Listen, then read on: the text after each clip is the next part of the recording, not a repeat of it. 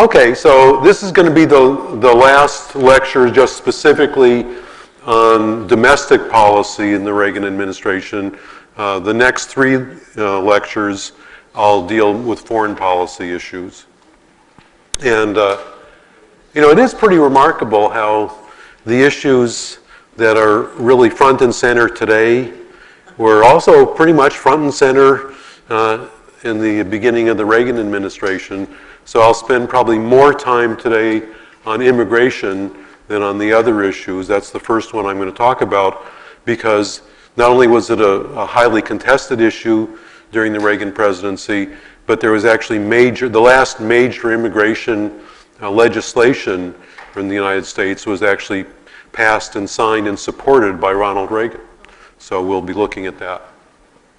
But then I'll also talk about his handling of unions in particular, and then much more quickly I'll talk a little bit about his environmental policy, and then just very quickly about some of the social issues that were on his agenda. Okay, you know, one of the things, you know, I began the class by making certain comparisons between Trump and Reagan, and I didn't actually mention immigration at that time.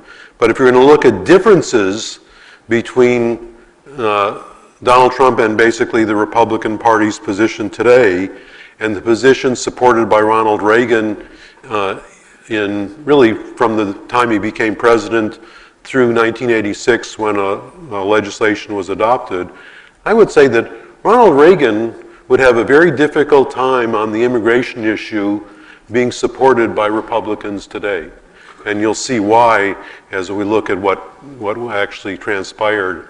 How many of you remember, you know, when I'm going over a lot of these things, I know that some of the issues are probably pretty familiar to you. How many of you, raise your hand, how many of you remember pretty well what happened with regard to immigration while Reagan was president? Not so many.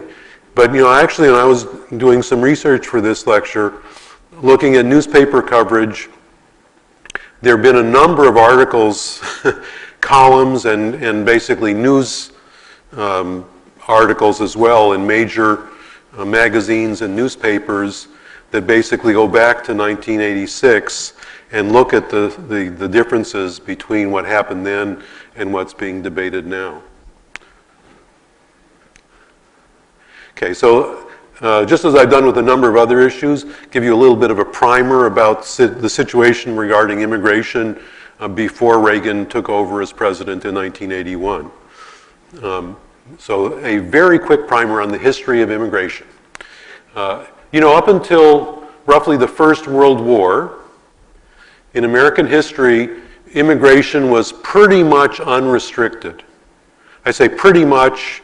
At one time, it was almost totally unrestricted, and then in the later part of the 19th century, there were certain restrictions about the health of potential immigrants and some other qualifications that immigrants needed to meet. But basically, immigration was free and open, and it was very extensive in terms of the early 20th century, the number of people coming into the United States, especially in relationship to the existing native population. And I have, as I always do, I have some charts about that, but I'll save those for later. But then, right after World War I, the United States Congress passed major legislation which basically completely revised the system of immigration in the United States. And it established what could be described as nationality quotas, whereby instead of having open immigration from wherever, the Congress, responding to what had been growing concerns about the flood of immigrants from Eastern and Southern Europe in the late 19th century, immigrants who were in large numbers either Catholic or Jewish, and did not meet the kind of the stereotype of white Anglo-Saxon Protestant, that there was growing sentiment in the country about the concern about the changing composition of the American population. And the Congress in 1921 and 1924 basically established a quota system whereby quotas were established for each country basically in Europe, quotas as to how many immigrants would be allowed in from that particular country. And the quota system was clearly ethnically, you could call it racist, really, because the whole purpose, and it was quite obvious and clear, the purpose of the quota system was to set low quotas for Eastern and Southern European countries while still having fairly high quotas for Northern Europeans and Western Europeans, the British, the Germans, the French. They were okay. The idea was, how do we cut off this influx of Catholics and Jews from Eastern and Southern Europe? And the quota system lowered the total level of immigration coming from Europe, but it almost really didn't completely halt immigration from Eastern and Southern Europe, but it drastically reduced it. And so that was, but one thing that the 1920s laws did not do, they did not place limits on immigration from North America, meaning Canada and Mexico. And actually when I get to, yes, Jen? What about Asia? Were there problems with Asia? Yeah, there definitely were problems with Asia. In 1882, the Congress basically stopped immigration from China. And then under Theodore Roosevelt in 1907, I think it was, Roosevelt, after a lot of complaints about immigration from Japan, he reached what was known as the gentleman's agreement with the Japanese government, that the Japanese government would take steps to basically reduce substantially the number of Japanese immigrants coming to the United States. So yes, they didn't get quotas under the 20s laws, but they already were, greatly restricted in terms of immigration. Any other questions about? Okay. Yes, Marianne? Was there a discussion at that time in 21 and 24 about national identity, nationalism? The question was there discussion at the time of the 20s laws being passed about nationalism, ethnic identity? Absolutely. I mean, the rhetoric would have been, well, directed at different people than rhetoric today, but the same kind of underlying theme that the basic character of the American people was white Anglo-Saxon Protestant, and Catholics and Jews, and people coming from these peasant communities from rural areas of Eastern and Southern Europe were going to undermine the character of American society. So yes, absolutely, it was very clear. That's why I said it wasn't hidden racism. I mean, the nationality quotas was based on ethnicity, which is not really race, but the whole notion of ethnic identity was critical. And so one thing that did happen after these laws were adopted, and I'll show you this chart later on, but in the 20s and 30s, immigration from Europe greatly reduced. The largest source of immigration to the United States in the 20s and 30s, take a guess. That's a very good guess, and it's close. They'd be number two. The largest source was, I think you might know, Louise. Canada. I mean, that's actually even surprising to me that Canada became the single largest source of immigrants to the United States in the interwar period, because there was no quota. I had another question, though. You mentioned Catholics, Jews. I guess Muslims were beyond the pale. Well, it wasn't. The question was where I mentioned Catholics and Jews, but Muslims were not. I didn't say anything about Muslims, and that wasn't even a matter of discussion, because there was virtually no immigration coming from Islamic countries at that time. So that wasn't on the, people weren't concerned about that because they weren't coming anyway. Okay, so that's the situation until 1965. And part of the Great Society under Lyndon Johnson was basically a re-examination of the immigration system. And it was definitely tied into the notion that the Great Society was addressing questions of racism and unfair treatment of people based on their country of origin. And the Johnson administration supported changing, basically getting rid of the nationality quota system as it had existed based on an allotment that gave great preference to Northern and Western Europe over the rest. And so it didn't actually reopen immigration so that it was unlimited, but the quotas on immigration were more based on family ties and other considerations, not nationality origin.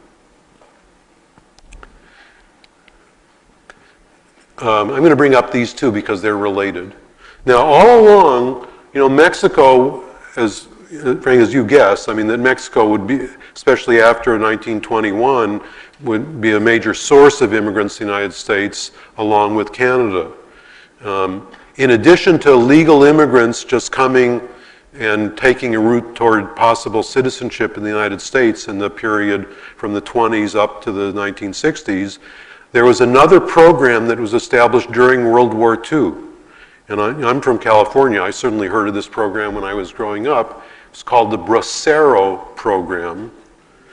And how many of you have ever heard of the Bracero program? A lot of you have. That was in the Second World War, agricultural interests, especially in California, but not only in California, basically said we have a shortage of labor to plant and harvest our crops. We need workers on a temporary basis. They don't have to be permanent residents of the United States, but we need people during certain times of the year. And the government approved a program that allowed for temporary agricultural workers from Mexico to come into the United States without any kind of path to citizenship, but it was a legal authorized program for temporary workers. But in 1964, this program was ended. And along with the ending of the Bracero program, not only legal immigration from Mexico, but now this is really kind of not that there was never any illegal immigration, but illegal immigration began to become more of an issue from Mexico after the ending of the Bracero program. Yeah, was there? Okay. Oh, yes, Frank. Wasn't there a situation, though, actually in the 50s called Operation Wetback? Yes. Which was a significant amount of trying to get rid of illegal Mexican aliens at that point as well? That's correct. Frank's made the correct observation that when Eisenhower was president, there was an operation called Operation Wetback to round up and deport. And for the most part, they were illegal. They were not part of the Bracero program to deport them back to Mexico.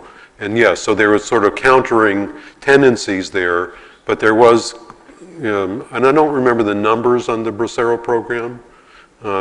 So obviously for some, especially agricultural interests, the numbers weren't sufficient, and or they felt hiring illegals was an advantage in terms of paying them less, being less concerned about working conditions. Certainly an opportunity for people that needed labor to get it inexpensive.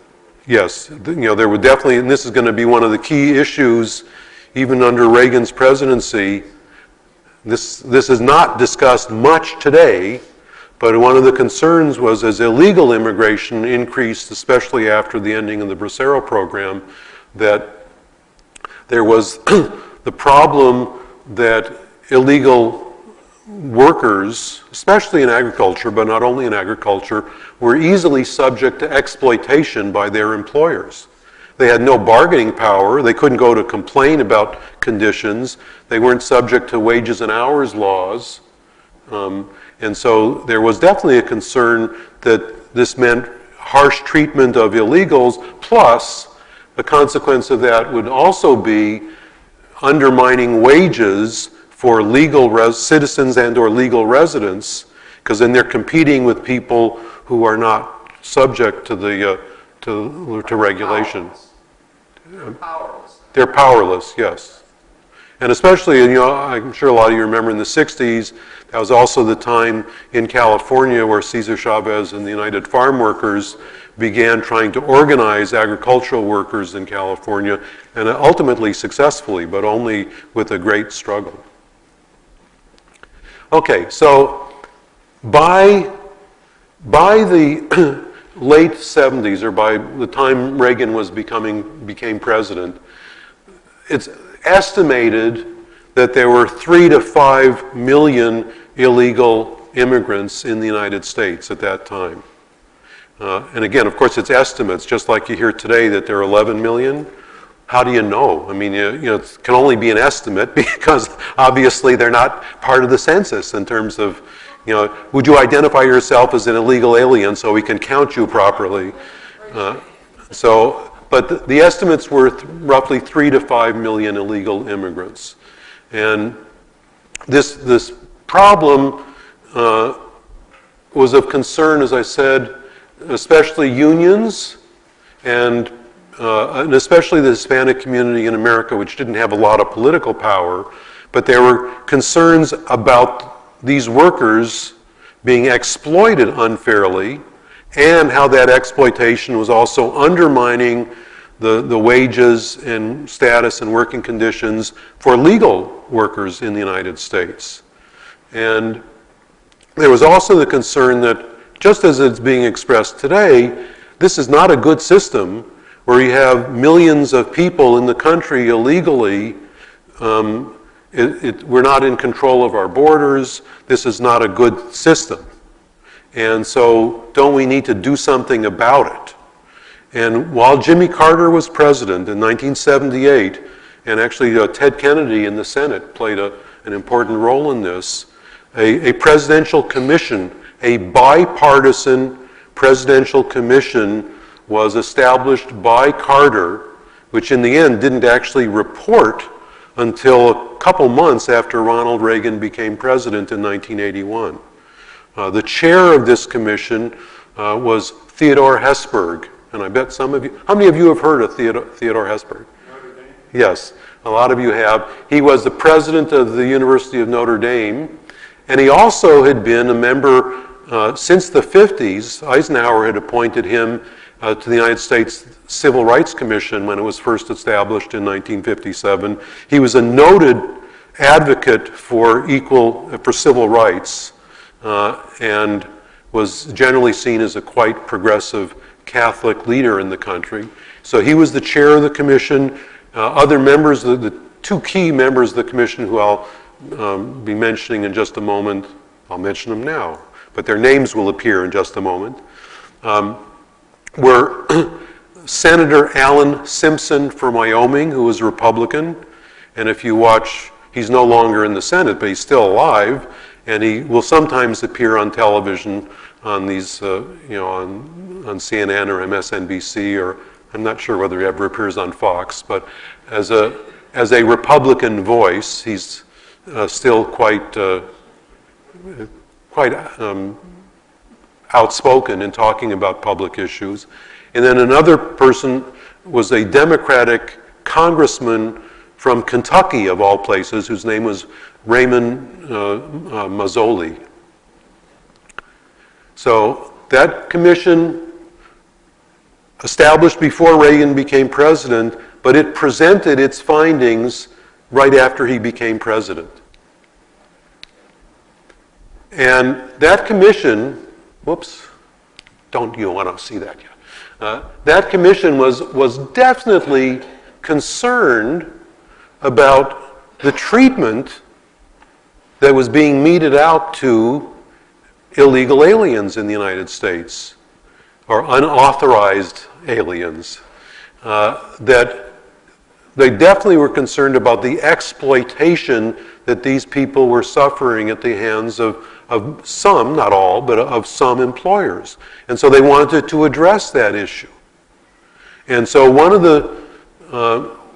the principal way of addressing that issue was to, and this is very similar to things that have been discussed more recently, was to grant legal status to that portion of the people who were in the country illegally who had been here for 5 years or more. And that actually amounted to, in the end, about 2.7 million people.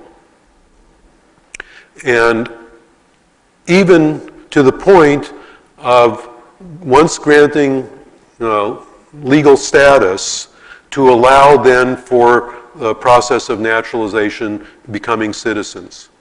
So that was one recommendation. The theory was if they have legal status, then if they're, if an employer is trying to pay them less than the minimum wage or is trying to make them work 12 hours a day, they have recourse once they have legal status to be treated the same as other workers should be treated according to the law. But they also, the commission also said that, one of the real problems here is that employers, there's no penalty, there's no concern about employers trying to make use of illegal aliens. There's no penalty for it. So they, in some sense, have an incentive to use illegal aliens because they have up to now been able to pay them less, treat them, they're not going to worry about them trying to organize unions if they don't have any kind of legal status. So they wanted to attack the problem from that side. The commission wanted to attack the problem from that side too. Said we ought to impose penalties on employers who employ illegal aliens. And then they also called for not a major increase in the numbers of legal immigrants who would be allowed each year, but to allow a somewhat larger number of legal immigrants to come into the country.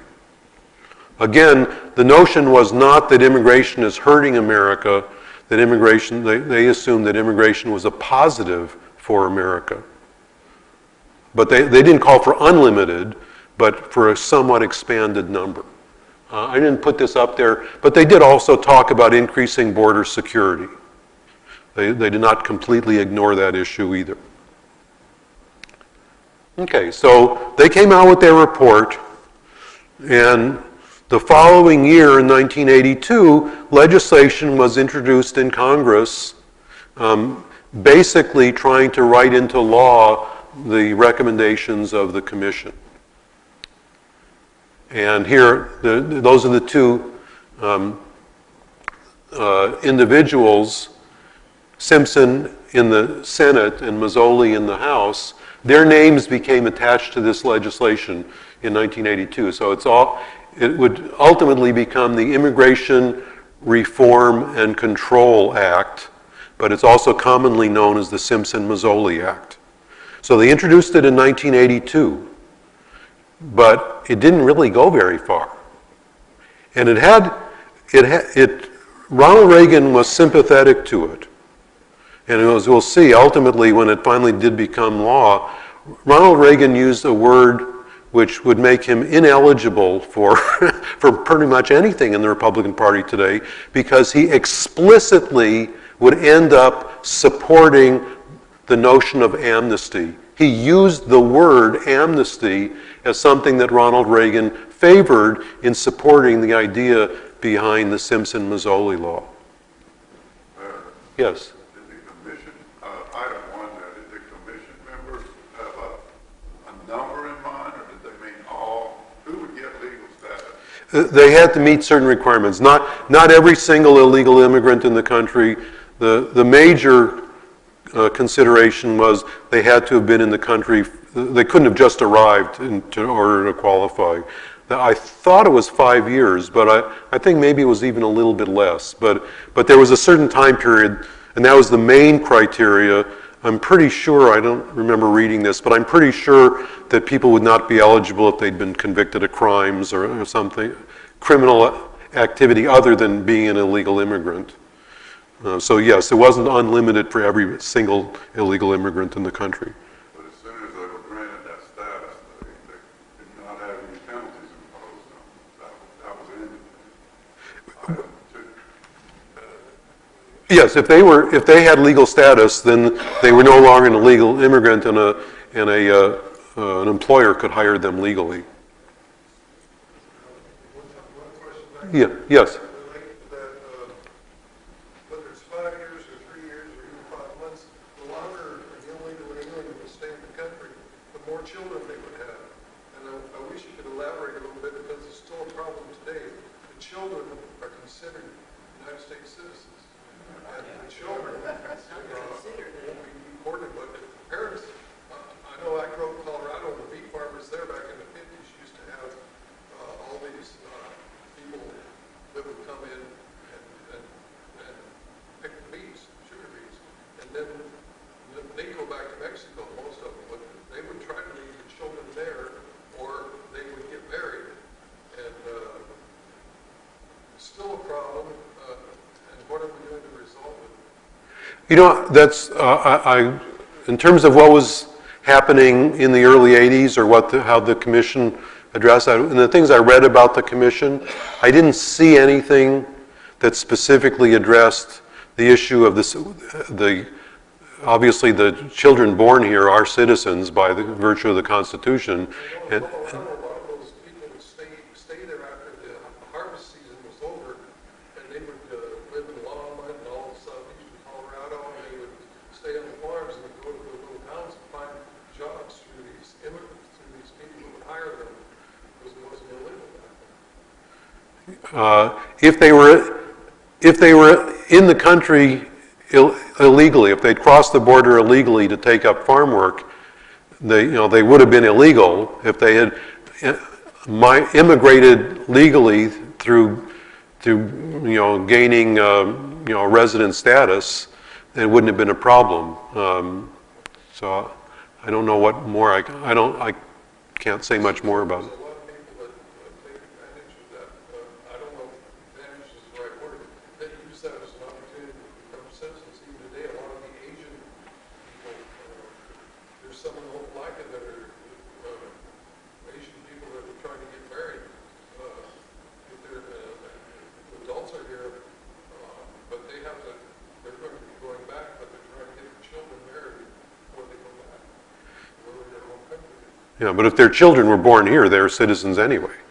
So. Some of them are here as the children and they were not married, but if they do get married, then they will be citizens.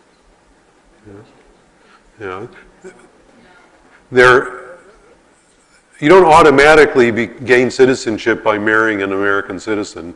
You have to.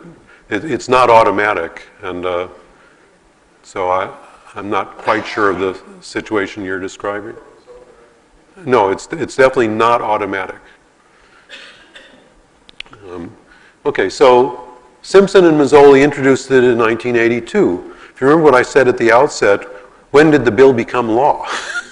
86. It was not an easy slog, even with bipartisan backing for it, the president being sympathetic, and I made the point that Reagan himself was not afraid of using the A word, amnesty, and also Reagan gave speeches about how the country was built on immigration and that immigration was good for the country, and that also he was in favor of trying to end illegal immigration. He did not think the system of having people coming in illegally was a good thing. He wanted to provide amnesty, and this is what the commission was basically saying, provide amnesty, but then basically gain more control over the border, and especially by penalizing employers who try to use illegal workers, illegal aliens as workers. We can basically get the system back in proper functioning and basically deal with the problem of illegal immigration that way. So he was behind it, but there was strong opposition from influential groups. There were a number of employers who especially were not happy with the idea of penalties for hiring illegals, especially agricultural interests in the United States, especially in California and Texas. So you had, and they weren't the only employers who were concerned about the possibility of being penalized, making the argument that, well, how do we know? You know, we might hire somebody completely innocently thinking that they're a legal resident, and how are we going to know? There was general opposition to the idea of having national identity cards because of concerns about privacy. There weren't too many people who were saying we ought to have a system of national ID cards so that we can resolve this problem. They came up with something less than that, but employers were still making the argument that this would be an unfair burden on us, and we could, you know, suffer penalties for innocent activity. But then also, ironically, a number of Hispanic groups, again, they weren't terribly powerful, but there were a number of Hispanic groups who were actually concerned about this law. Their thinking was that if only legal residents could be employed, that employers would then start worrying about hiring any Hispanics. That they would look at people, especially who are non-citizens but who might be resident aliens, that they were concerned that employers would start discriminating against Hispanics for fear of violating the law. So Hispanics had a number of concerns with the way the law was worded. And then there were other people who also were concerned about giving amnesty to to what could be millions of people who had entered the country illegally, the same kind of arguments that you'd hear today. So it took 4 years before finally the law was passed, and the law was passed with pretty much the same kinds of provisions as the commission had originally called for. Legalized status, ultimately that affected about 2.7 million people. There was a provision in the law for penalties or sanctions for employers hiring illegal aliens. There was some provisions for tightening up border security. I didn't really find very specific explanation of how that was done, but there was, or supposed to have been done, but there was some at least lip service toward the idea of trying to tighten up the borders. But then when you look at the impact of the law,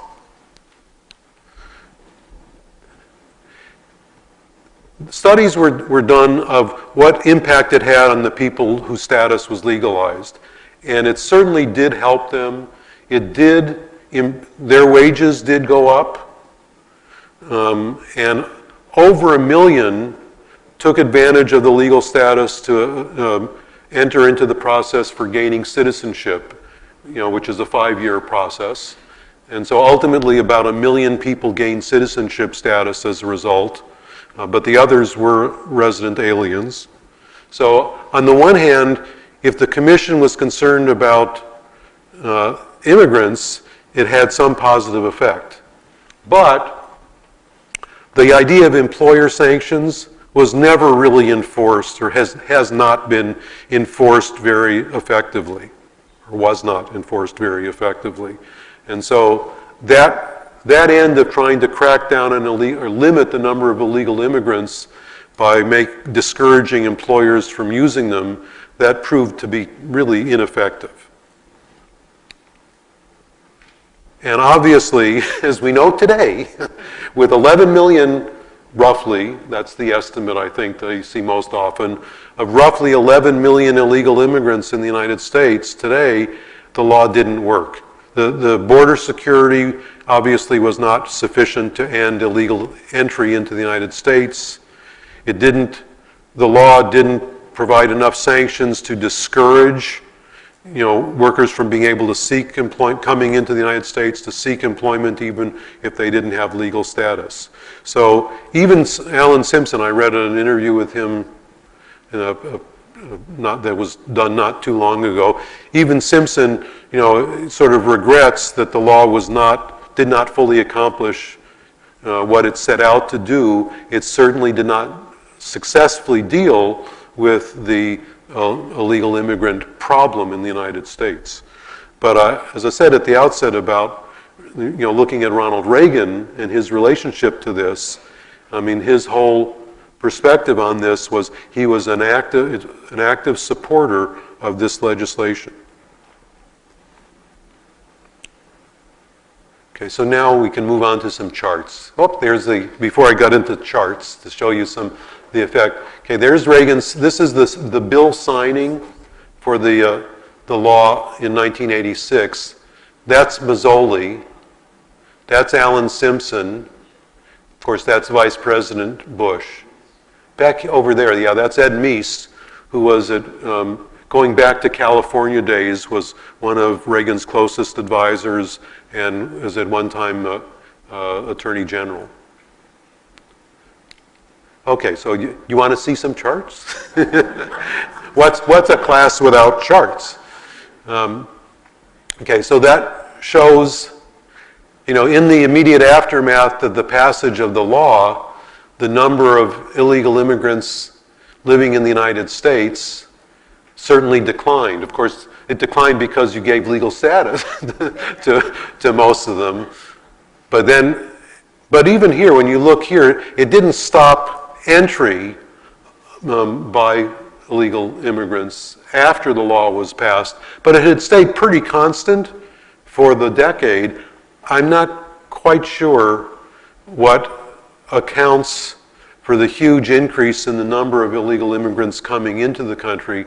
Although one of the things is that increasingly, you think of the problem as a Mexican problem, but it's not really purely a Mexican problem. More and more, with civil wars going on in Central America and with illegal immigrants coming from Asia as well, there are other sources of illegal immigrants coming in.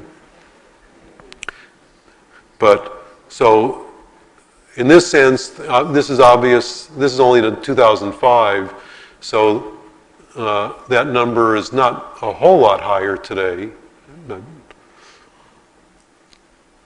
And then I think this is an interesting one that, in some ways, okay, the bars here are showing absolute numbers coming into the country by decade. And what's a little bit misleading about, obviously a lot more, 40 million people coming in is a lot more than were coming in earlier in the century. But since the country is so much bigger in terms of population today, the percentage of, this is foreign born, this is not illegal immigrants, this is just people residing in the United States who were born outside the country. The percentage has gone up a lot since 1970, but it's not at historically high levels. The highest was in that period right before World War I. And then I think, this is one of the more colorful charts I've come up with. I think what's interesting about this is that even I would not have guessed, I didn't know, I thought that Mexico would have been the leading source of immigration in the 20s and 30s when the quota system was in effect for Europe. But you can see that's Canada. So there were, as I said, more Canadians coming in. Yes? Were those likely Canadians or were they Eastern Europeans that had immigrated into Canada? That's a good question, and I don't know the answer to that.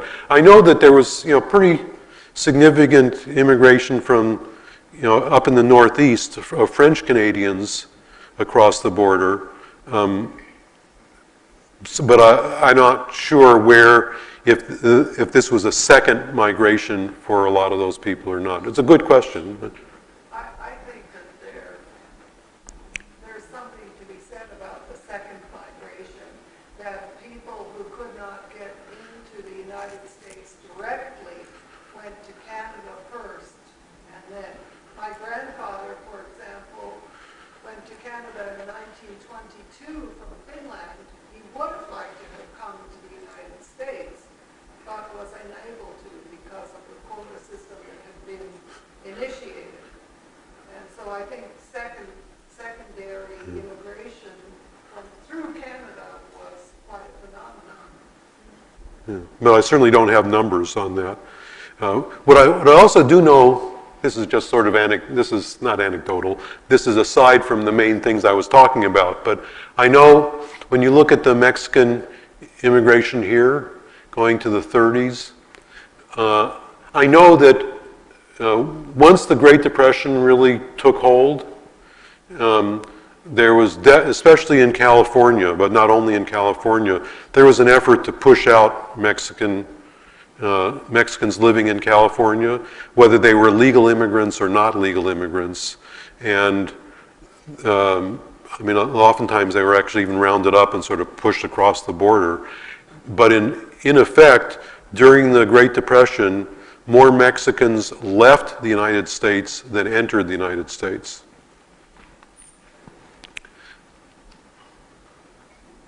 But that's a colorful chart.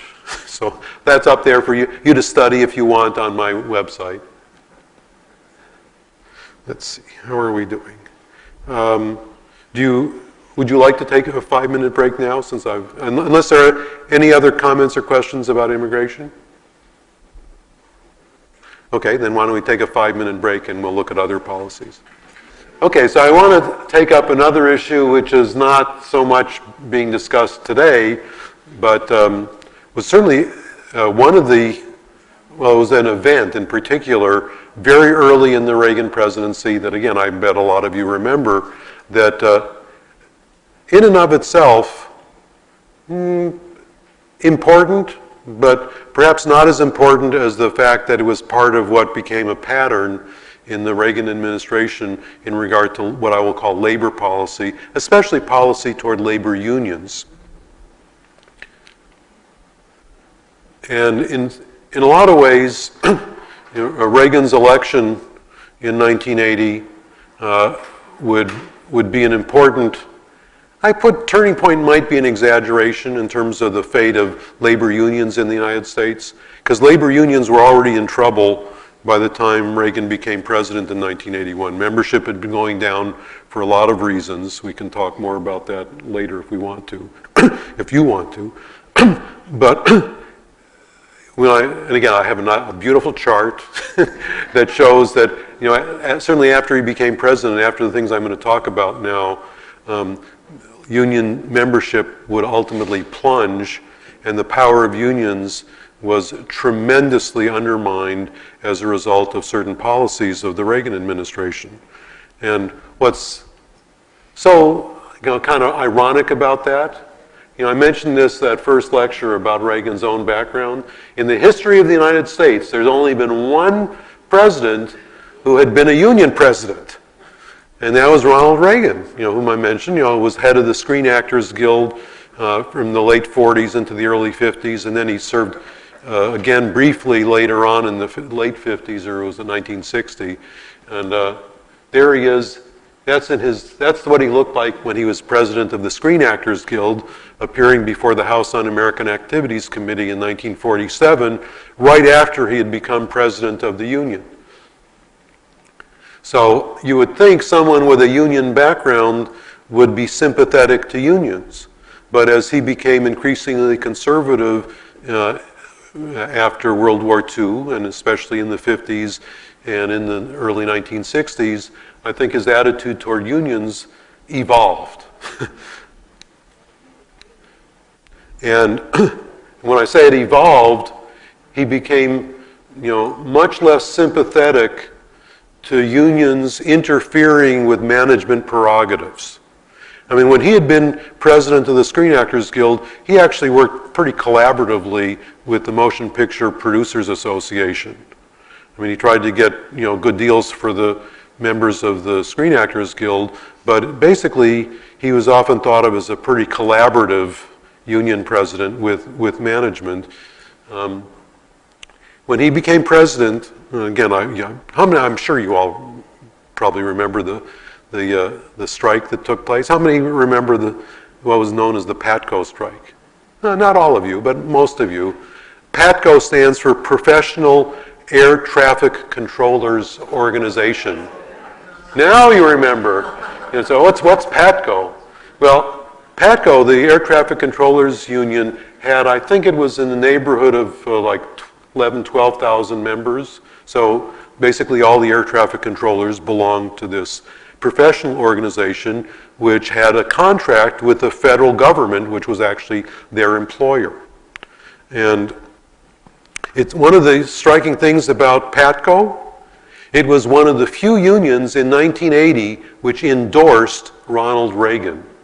This was not one of your radical, flame-throwing socialist labor organizations. But in 1981, the PATCO members had a dispute with the airports and with ultimately the federal government, which was literally their employer, about working conditions. And they basically were arguing that they were working too many hours for safety, and they had other complaints. They had some wage complaints. But their complaints and their inability to get what they considered a satisfactory settlement in negotiation led them to engage in a strike against, which literally was against the government because the government was their employer. Now, as federal employees, I don't have this on my PowerPoint, but I think I have time to give you another brief primer on public employees and unionization. Before the early 1960s, when John Kennedy was president, before that time, federal workers did not have the right to unionize and engage in collective bargaining. What was the date again? I said the early 1960s. Up until that time. A lot of you know, especially those of you, who took my class on the 30s, and I talked a lot about the National Labor Relations Act, which is basically the 1930s pro-union legislation which gave federal recognition of the right of workers to engage in collective bargaining, to unionize and engage in collective bargaining. That's the 1935, it's also called the Wagner Act. National labor law did not apply to state or federal workers. It applied only to private sector workers.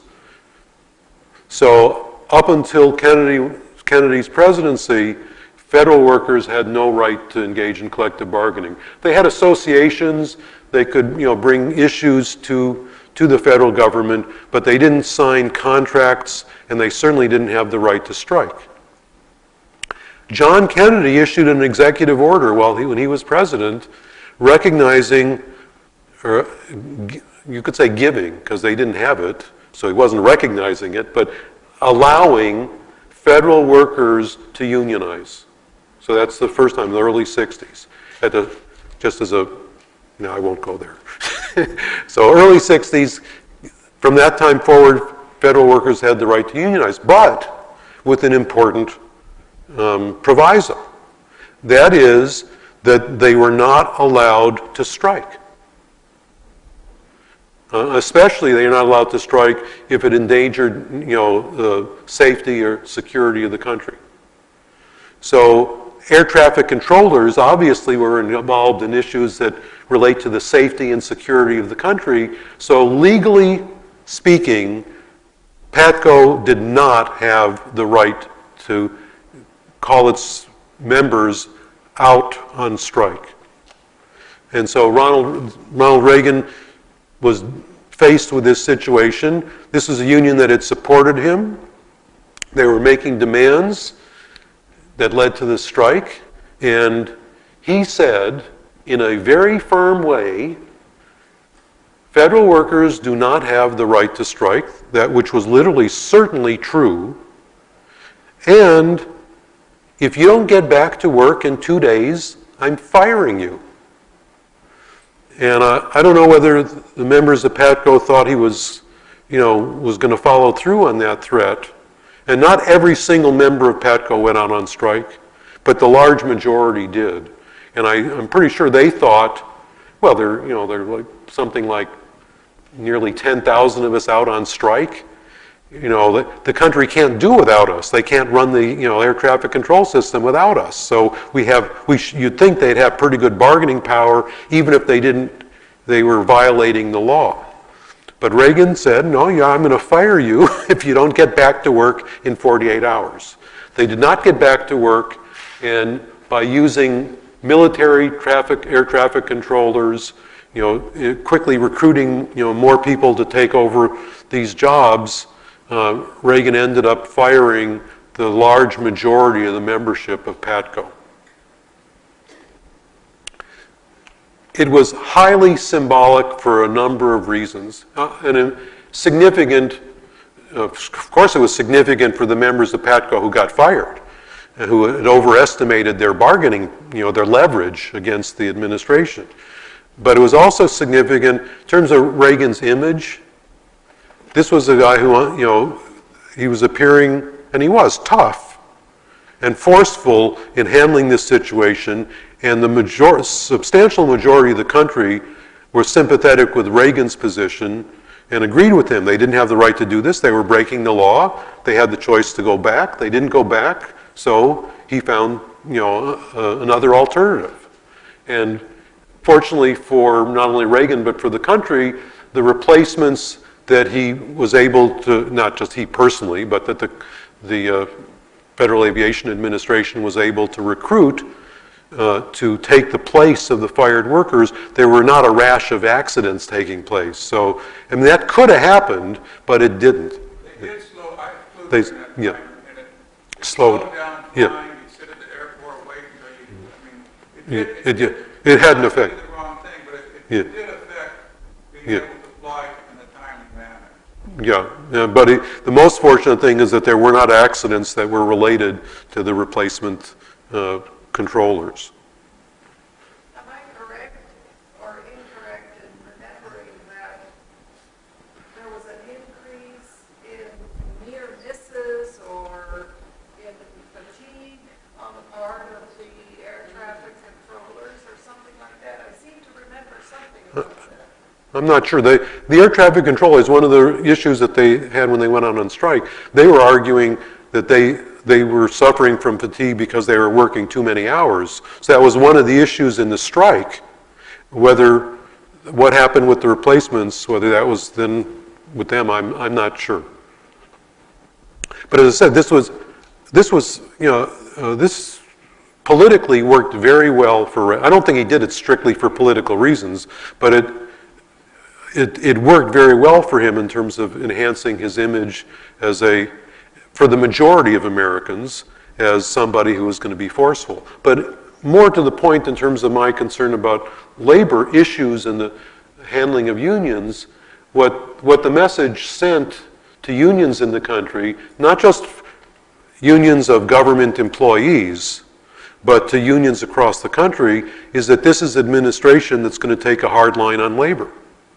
And it was a message clearly sent and received that this is going to probably not be a real good time to make really strong demands on employers to go out on strike, because you're not going to have a very sympathetic government behind you. And I mean, even going back in time, before Reagan, if you think about the most conservative, presidents since the passage of the Wagner Act, I mean, even Richard Nixon had a union man in his cabinet as labor secretary and had the support of Teamsters and other unions, was not overtly anti-union in the way that Reagan came across in 1981 as being anti-union. And then, and this is in the longer term even more important, is that the body created by the National Labor Relations Act of 1935, the agency of the federal government that handles labor disputes and also handles elections to determine whether workers want to belong to a union or not, is the National Labor Relations Board. From the time it was created in 1935, really up until Reagan's time, for the most part, the NLRB could be described as generally pro-union. And in fact, the National Labor Relations Act of 1935 specifically says in its opening that it is the policy of the government of the United States, this is not a direct quote, but it's the policy of the United States to support workers' rights to unionize, and the whole premise of the act is that unionization was good, not just for the workers, but that it actually had positive effects on the country as a whole. One of the arguments behind the NLRA, the act, had been that unions do bring about higher wages for workers, and that higher wages for workers ultimately benefit the whole economy, because then workers and their families are able to buy more stuff. They create more demand for other goods and services, and so that a high-wage economy is ultimately going to be healthier for everybody, including for people who own businesses. So the whole law was designed basically to eliminate discrimination against union members, against employer tactics to try to interfere with workers trying to organize unions. That was the philosophy. And up until Reagan, for the most part, I mean, this was certainly true under Roosevelt and Truman, and under Lyndon Johnson and under Carter. A little less true with Eisenhower and Nixon, but not tremendously different. The NLRB functioned in a relatively supportive way of unionization. However, well, okay, I've made that point. I didn't get up here on my outline, how his handling of PATCO led to a decline in strike activity. And again, I'll show you a chart to prove that I'm making a generalization based on fact. But then, perhaps the most important thing that Reagan did were the appointments he ultimately then made to the National Labor Relations Board.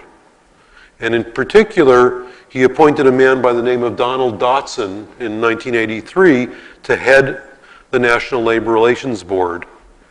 Dotson's background, he had been very much involved in labor issues. He was a management lawyer to represent management against unions in legal disputes. And he did not come into the position very sympathetic to unions. And again, the premise was, and I think Ronald Reagan by this time, shared this premise, is that unions were interfering too much with management prerogatives.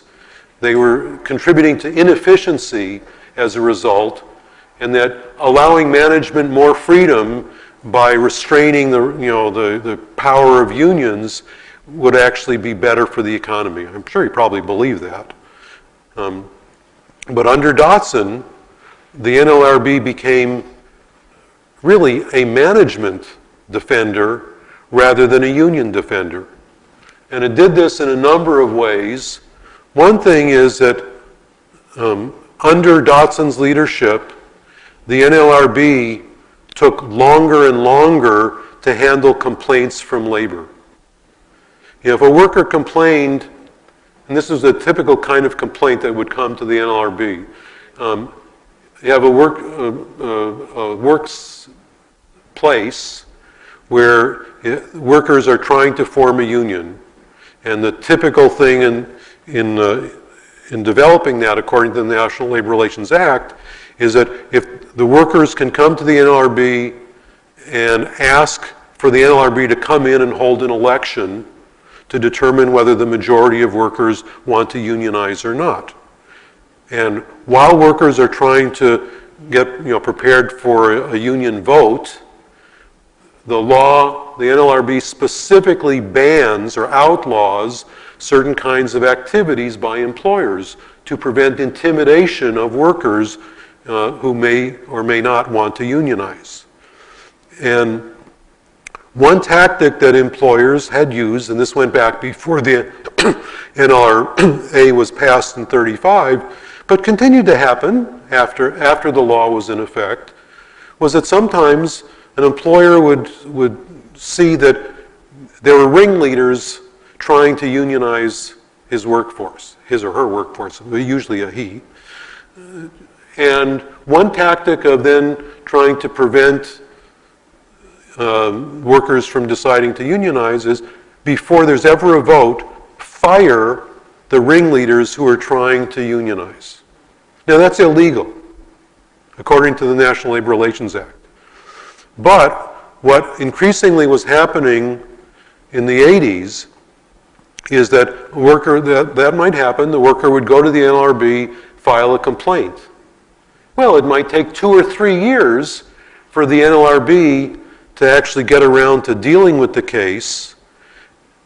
And during that time, the whole movement toward unionization had collapsed. So even if that worker had been illegally fired and got some sort of compensation, some years later for the illegal firing, the effort to unionize had been broken. So the long delays, and it wasn't unusual for a complaint to take 2-3 years to be handled by the NLRB in the 1980s. It was never super fast, but it had been much faster before the 80s. How many members were there on the board? How many members are there on the National Labor Relations Board? When it was first set up, there were 3, and then that was expanded, I believe, to 5. And so it's not Dotson alone. He made other appointments as well. But Dotson certainly, as the chair of any of these agencies, of course, exercises a significant degree of leadership. And then, even in terms of handling disputes, scholars looking at the handling of decisions are in general agreement that the new NLRB was much more sympathetic to the arguments of management, whatever the dispute might be. It wasn't that they 100% always backed management. That would be an exaggeration. But they were more likely in a dispute between a union and management to side with management than historically had been the case. So when you take these things together, and there are other problems in terms of the NLRB that led to the federal government really becoming more of an obstacle to unionization than a supporter of unionization. And here are, this sort of, by chart, sort of exemplifies some of the things I've been talking about. And not that big strikes are a good thing, I don't mean to say that.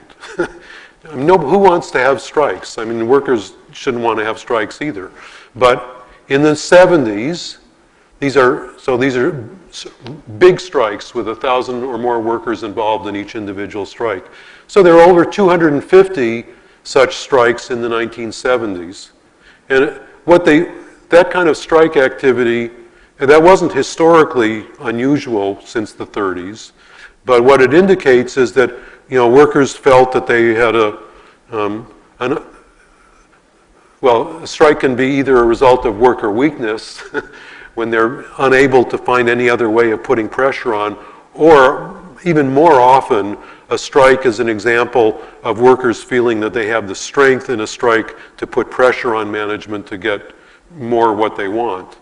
And so the level of strike activity is something of a measure of union power in a way. So you can see what happened to strike activity in the 1980s. Larry, Yeah. would that 1,000+ workers refer to, let's say the strike involved, Uniroyal, and 5 plants across the country went on strike. So some were in support of the one that originated it, but nevertheless, does that count as one strike if one of the plants, some of that over 1,000 workers? I'm just curious about that. I'm not sure, but I would guess that it would be 1,000 workers by an employer, so it wouldn't have to just be in one site. In fact, I'm positive that would be the case. And then, as I said, okay, union membership was in trouble before Reagan. It was going down because here's where this is 1980. So it was going down, and there were plenty of factors for the decline of unions in America other than the policy of the federal government.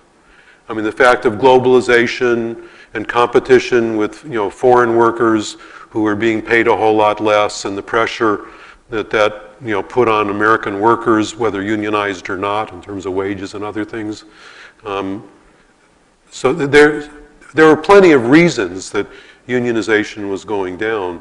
But if you look, the very steep continued decline under Reagan, I read a very interesting article that was published in the late 1980s by, I think he was a scholar out of Harvard, that did a comparison between Canada and the United States. And, there are no two countries that are more alike. And in fact, a lot of unions were so-called international unions, which meant that they had membership both in Canada and the United States. And the question that this article posed is why, in this time period, did Canadian union membership remain much higher than American union membership? Because if you go back to here, they were very similar. And in fact, Canada passed a law like the National Labor Relations Act just after the United States did in the 30s. And they had very similar levels of unionization for several decades after that. But then, starting around here, well, actually more like here, why is it that American unionization kept dropping much more rapidly than was the case in Canada? And the theory of this article, and I've written a book about labor policy, so I have some greater knowledge about this than many of the things I've talked about.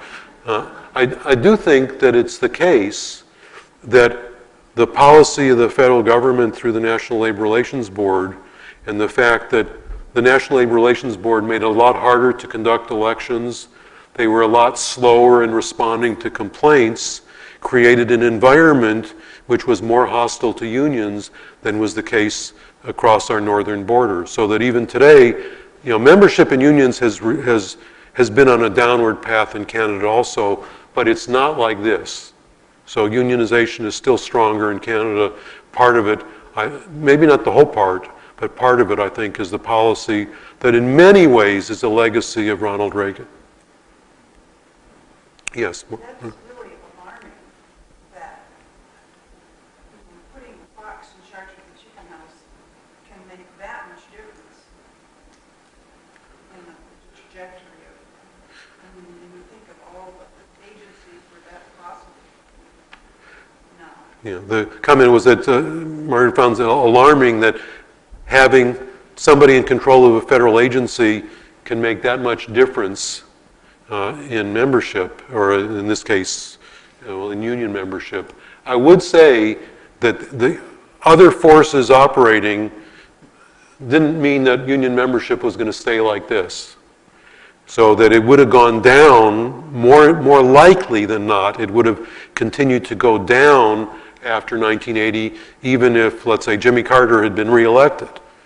In fact, while Carter was president, there was an effort to pass legislation in Congress that would have given sort of more rights to unions, would have strengthened unions, and it didn't get through Congress even when the Democrats controlled it. So I don't want to say that the whole thing is the result of Reagan, but I think this went down much faster than it would have. It would have gone down, who knows, but maybe something like that. Yes, Tom?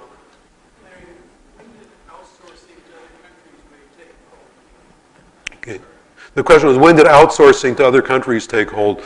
Well, the American economy really starting in the 70s, and since the 70s began to experience the issues of globalization and the pressures that would put on, especially on workers and wages. Well, how much outsourcing took place in the 70s? I don't think so much in the 70s, but it's beginning to take place at this point. It certainly accelerated after this time, and then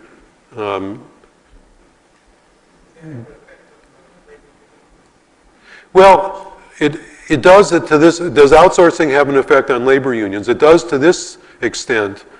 I mean, in terms of, what this is a percentage of employed people in the United States who are members of unions.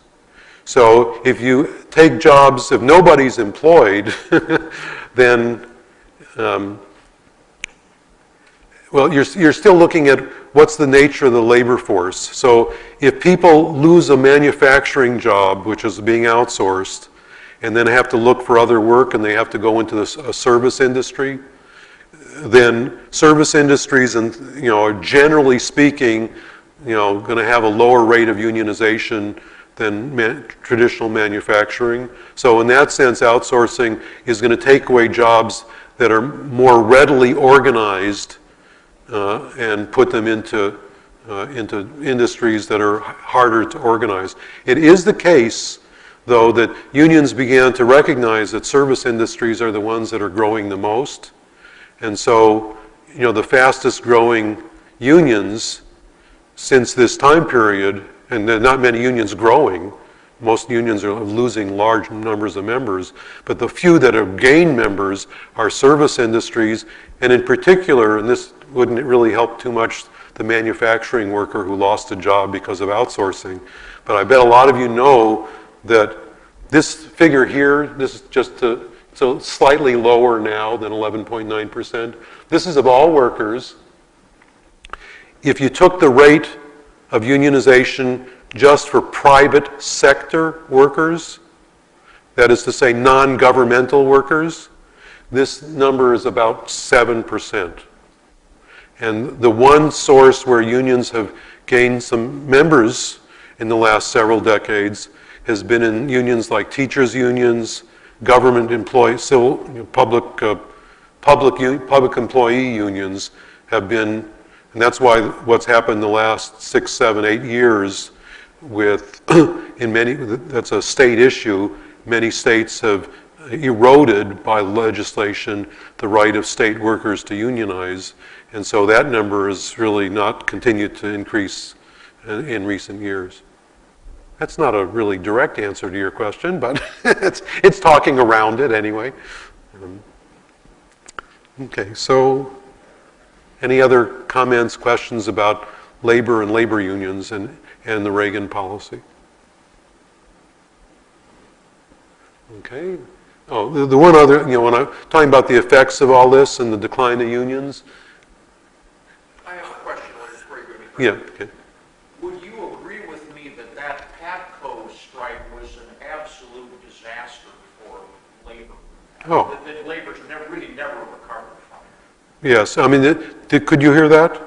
Was whether the PATCO strike was a disaster for labor unions? Yes. I mean, I think clearly, I'm sure that the air traffic controllers, if they had it to do over again, would not have gone out on strike. But it's sort of like an exemplar of what was a larger situation. So even if there had not been a PATCO strike, a lot of these patterns of declines in unions would have continued to happen, but this really kind of highlighted it. Then they need an airport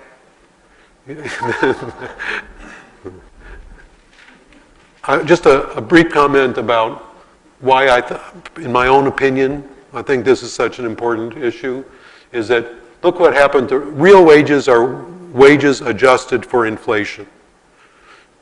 And it is true that in the 70s already, when the economy suffered especially from inflation, the really high inflation that I talked a little bit about before, and then also the oil shocks in 73 and then again in 79, huge increases in gas prices that had a very negative effect on the economy, that real wages started to go down.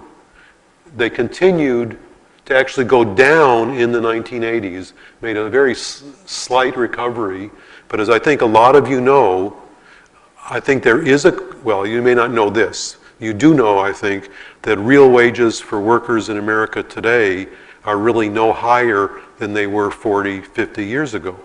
So workers have not benefited very much from the growth of the economy that has taken place in the last generation. And that's clearly one of the motivating sources of a lot of the political controversies we have and dissatisfaction that we have today. But I think it's also the case that there is a definite correlation, there's a statistical correlation between union membership and wage rates. You know, union members on average get somewhat, not tremendously higher, but somewhat higher wages than non-union members. And the decline of unions, I don't think it's just that they happened at the same time. I think there is a connection between the problems with wage rates growth in the last several decades and the decline of union membership. Also, the 1970 law, that was the year that you had the law with a high spike in the number of strikes. Yeah. Like people were just saying, man, we can't make ends meet, we gotta go on strike. Yeah, because you also, you know, you've got, in the 1970s, there's that high inflation. You know, what, if I had a map, not a map, if I had a chart, oh, this is a chart here. Okay, and but this shows a whole decade. If I had a year-by-year chart, years like 1919, 1946, right after each of the world wars, when there was really big spikes in inflation, big spikes in strike activity as workers were responding to the fact that their wages weren't buying nearly as much as they needed in terms of the higher cost of living. And so in the 1970s, where we had really high, as you all remember, we had really high inflation, it's not surprising that there would have been strikes in responding to that. And why were there spikes in inflation right after the world wars? In part, this is not the only reason. The question was, why were there spikes in inflation after the world wars? One of the reasons is that during the wars, a lot of production was being directed for military purposes. So that, let's say in 1944, you wanted to buy a car. You couldn't buy, the United States was not producing cars for domestic consumption in 1944. So what happens when the war is over, the war factories convert to producing cars, but there's all this pent-up demand to buy cars and other consumer goods. The more demand, the supply couldn't quite catch up right away. So when you have more demand than there is supply, you get inflation. So that also, plus there is the legacy of, you know, debt did go up a whole lot to finance the wars, so there's that issue as well. But especially there's just pent-up demand that is unleashed when the war, consumer demand that it takes a while to satisfy. Okay, I'll be really quick because I've only got 5 minutes left. Environment, well, if you talk about parallels, I don't even think I'm going to have to say a whole lot about this. But it is interesting, you know, one of the most famous quotes from Ronald Reagan was to the effect of, you know, once you've seen one redwood, you've seen them all. Although apparently that was taken a little bit out of context. He himself, you know, like he loved his ranch, he loved the outdoors, he considered himself somebody who was not hostile to the environment. But he definitely believed in resource development. You know, and on public lands, he thought there really shouldn't be problems about making use of a lot of public land for whether it's oil exploration or other commercial purposes. So this is at a time still, people were not debating so much climate change. They were talking about preserving the environment, but not so much about climate change. So his attitude in general about regulation was he was a critic of regulation when it came to most things. When he was governor of California, he actually didn't have a bad environmental record. I'll just leave that at that. But when he became president, again, his concern was he thought that the federal government should not overregulate and that commercial interests should be allowed to develop or to make use of public resources, whether it's oil or other, but oil was probably the most important. And I put parallels to Trump. He appointed as his Interior Secretary a man by the name of James Watt, who was from Wyoming, and who, aside from being what got him into trouble were some things he said as a result of his some of his religious ideas, but he definitely wanted to open up public land to drilling and to commercial use in a way that most conservationists at the time were appalled at his willingness to open up all kinds of areas to commercial exploitation. And the person that was appointed to head the Environmental Protection Agency, a name which has now been brought up again in recent times, because as I think a lot of you know, this was Neil Gorsuch's mother, who had been a state legislator in Colorado, who had a similar attitude about the environment to James Watt. Oh, gee, I was going to go to 2:15. That's not right. I'm supposed to stop at 2:10. So, should I just finish this little bit up next time? Yeah. No, I won't go ahead because I think Joe Kicklater is going to be, in his class, is going to probably want to come in. I'll just finish up. I have just 2 slides that I can deal with pretty quickly next time before I turn to foreign policy. That's probably the better way of dealing with this. If you just can't wait, just go on the website and look at the PowerPoints.